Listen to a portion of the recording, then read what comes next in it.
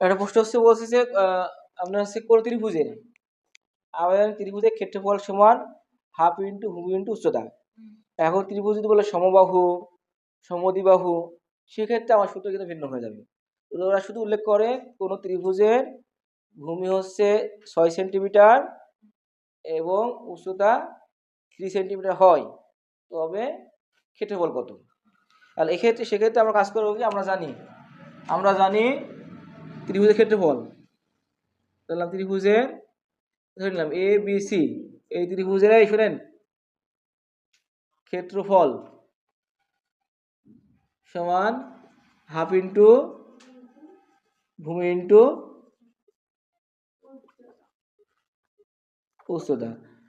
Half, এখন বললাম কি ত্রিভুজের হচ্ছে আমার ভূমি দেওয়া আছে কত, ভূমি বলছিলাম 6, উচ্চতা 3, তাহলে কেটে দিলাম 3 দুগুণে 6, 3 তিরিকে 9 বর্গ সেমি, বর্গ সেমি। শর্টকাট উত্তর শেষ।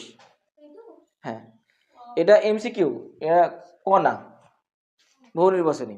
এখন এটা যদি না থেকে একরকম বলে যে ত্রিভুজের ভূমি হচ্ছে 6 সেন্টিমিটার ও উচ্চতা 3 সেন্টিমিটার এবং অন্তর্ভুক্ত কোণ 60 ডিগ্রি, তবে ত্রিভুজের ক্ষেত্রফল কত। প্রশ্ন বুঝলেন কিন্তু, ভূমি হচ্ছে 6 সেন্টিমিটার, উচ্চতা 3 সেন্টিমিটার এবং বাহুদ্বয়ের অন্তর্ভুক্ত কোণ দেওয়া আছে 60 ডিগ্রি, তবে ত্রিভুজের ক্ষেত্রফল নির্ণয় করুন।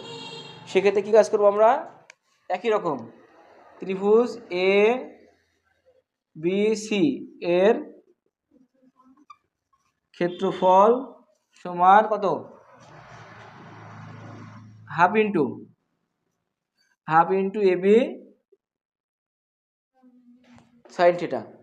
তাহলে হাফ, এখানে মনে করবেন না এরকম অন্তর্ভুক্ত কোণ বললেই মনে করে রাখবেন সাইন দিয়ে কাজ করুন, ঠিক আছে, সূত্র দিয়ে। তাহলে আমাদের মান আসে, এর মান কত আসবে, এর সমান হচ্ছে 6, বি সমান 3 গুণ সাইন কত 60 ডিগ্রি।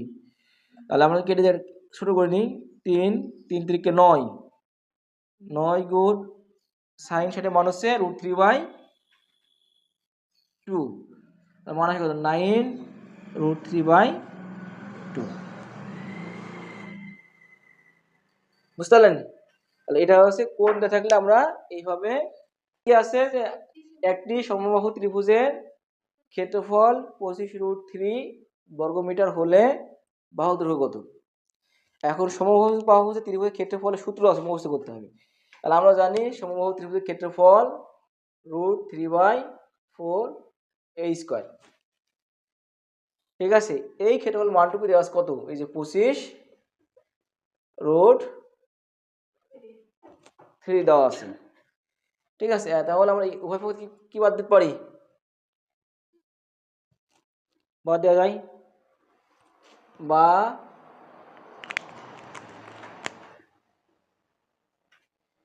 a² সমান আসবে কত আমাদের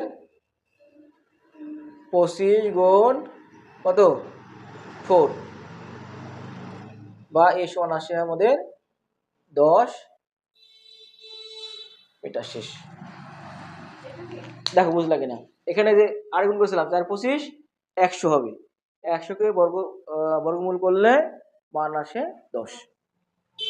ওকে, এখন দেখেন এই যে আমাদের এই যে একটি সমদ্বিবাহু ত্রিভুজের সমান সমান বাহুর দৈর্ঘ্য 3 সেন্টিমিটার এবং অপর বাহুর দৈর্ঘ্য হচ্ছে 2 সেন্টিমিটার হলে এই সমদ্বিবাহু ত্রিভুজের ক্ষেত্রফল নির্ণয় করো। ঠিক আছে, এখন এই যে সমান সমান বাহুর বা এই যে সমদ্বিবাহু ত্রিভুজ আছে এর ক্ষেত্রফলের সূত্র কি, ক্ষেত্রফল, এই যে ত্রিভুজ ক্ষেত্রফল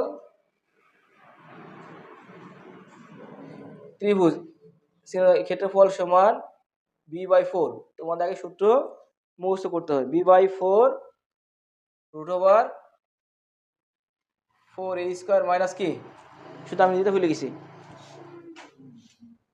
b²।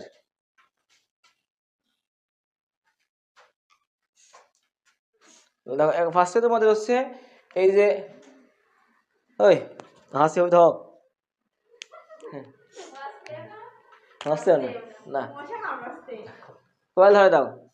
এই দেখেন এই যে ফার্স্ট, তাহলে আমরা কি করা লাগবে, দেখেন তোমাদের প্রথম পর্যায়ে সমদ্বিবাহু ত্রিভুজের ক্ষেত্রফল সূত্র জানতে হবে। তাহলে b/4 √4a² - b²। এখানে সমান সমান বাহু বলতে বোঝায় এ কে বলা হয় সমান সমান বাহুর দৈর্ঘ্য, আর অপর বাহু হবে বি। এখন আমরা মান বসিয়ে দিই। মান বসালে বির মান কত আসবে আমাদের?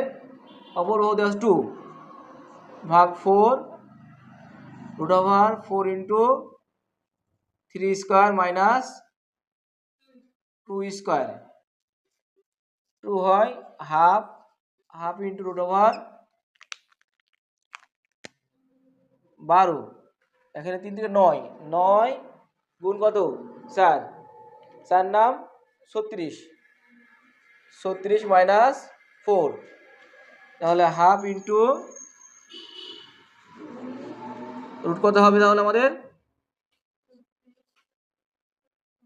32 আসছে।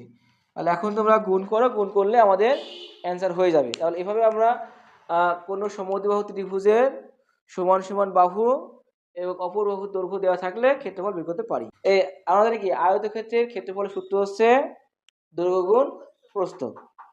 এখন দৈর্ঘ্য প্রস্থ দেওয়া থাকলে আমরা গুণ করলেই পেয়ে যাব। আর কথা হচ্ছে যদি না দিয়ে দিয়ে রাখি কি পরিসীমা, তখন কি করবেন? তাহলে পরিসীমা করতে কি দৈর্ঘ্য দেওয়া আছে, প্রস্থ দেওয়া আছে, বলে পরিসীমা। তাহলে 2 × দৈর্ঘ্য প্লাস প্রস্থ, তাহলে যোগ করে গুণ করলেই মান আমাদের হয়ে গেল। ঠিক আছে, এই একটা নিয়ম করলে এটা করালাম না। এরপরে কি আছে যে যদি বলে আয়তক্ষেত্রের কর্ণের দৈর্ঘ্য, আয়তক্ষেত্রের কর্ণের দৈর্ঘ্য, তাহলে কি করবো বলেন? এই আয়তক্ষেত্রের কর্ণের দৈর্ঘ্য আসছে। এই আয়তক্ষেত্রে দৈর্ঘ্য দেওয়া আছে মনে করেন 3 সেমি, প্রস্থ দেওয়া আছে আমাদের হচ্ছে 5 সেন্টিমিটার। কর্ণের দৈর্ঘ্য কত হবে? তখন আমরা কি কাজ করব? কর্ণের কি দৈর্ঘ্য সমান কি লিখতে পারি? √a² + b²। a এর মান কত? 3 যোগ 5 যোগ করলে হবে 25, আর 9 কত হয়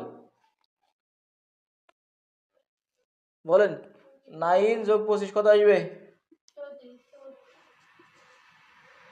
34। অ্যান্সার শেষ। যদি কর্ণের দৈর্ঘ্য বললাম আমরা এভাবে কাজ করে নেব। ঠিক আছে, ক্ষেত্রফল দেওয়া আছে, বাহু দৈর্ঘ্য কত? কোন একটি বর্গের ক্ষেত্রফল 256 বর্গমিটার, তো ওই বর্গের ক্ষেত্রফল কত?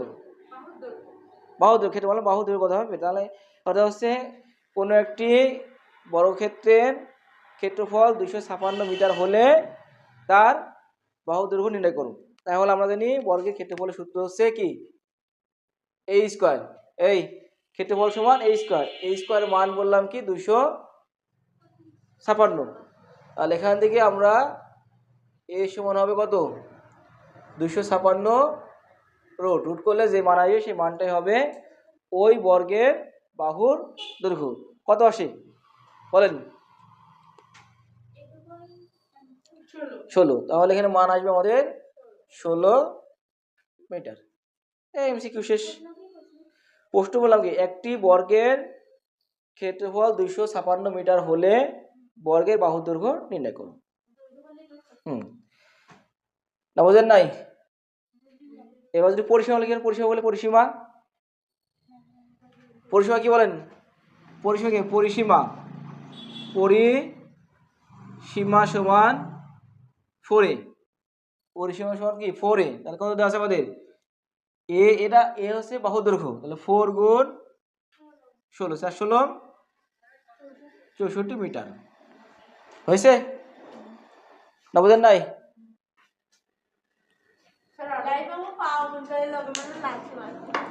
কে কি মনে করলো টাইম শোনার আমার?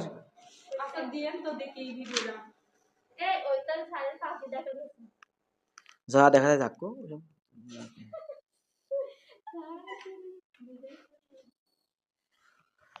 এই সে সাথে হাই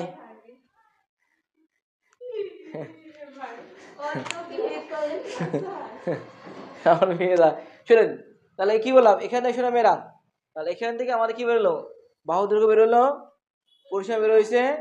যদি বলে কি কর্ণের দৈর্ঘ্য, বড় ক্ষেত্রে কর্ণের দৈর্ঘ্য, কর্ণের দৈর্ঘ্য কি, কর্ণের দৈর্ঘ্য সমান রুট কত হবে, কর্ণ কত হবে আমাদের, রুট টু এ, রুট টু এ।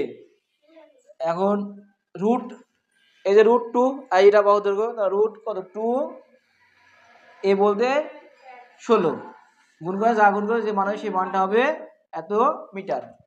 তাহলে এই এখান থেকে কি দেখেন, এই এই বর্গক্ষেত্র থেকে কি একবার বাহু দৈর্ঘ্য, পরিসীমা, কর্ণ সব কয়টা বের করা যায়, বুঝেছেন না? মনে করেন রম্বসের,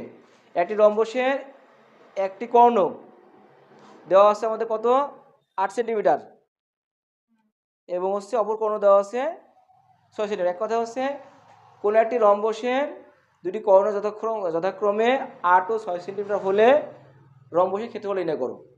এই রম্বসের ক্ষেত্রফলের সূত্র হচ্ছে হাফ ইন্টু কর্ণদ্বয়ের গুণফল, হাফ ইন্টু কর্ণদ্বয়ের গুণফল। রম্বসের ক্ষেত্রফল সমান হাফ ইন্টু কর্ণদ্বয়ের গুণফল। তাহলে হাফ গুণ, একটা আছে 8 সেন্টিমিটার, একটা আছে 6, কাটলে কত হয় 3, 3 আসতে 24 বর্গ সেমি। এটা হচ্ছে রম্বসের ক্ষেত্রফল, এটা হচ্ছে রম্বসের ক্ষেত্রফল। সূত্র হচ্ছে রম্বসের